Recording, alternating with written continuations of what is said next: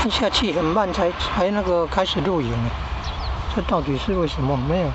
没有用力按吗？按的力道不够啊。这个叫茅草根啊，白茅根啊。你看，哦，这堆草的地方有点养分，长得这么好。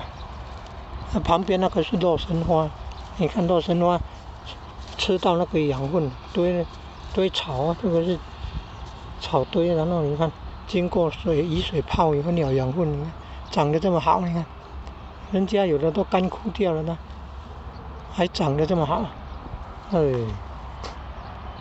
它这个是茅草根，可以像煮芦笋汤那样煮来喝，这是凉性的哦，降火气的啊。它茅草干而已，可以盖屋顶上，你看防晒哦。古早的房子就是这样，防太阳晒啊，然后防雨的，隔雨的。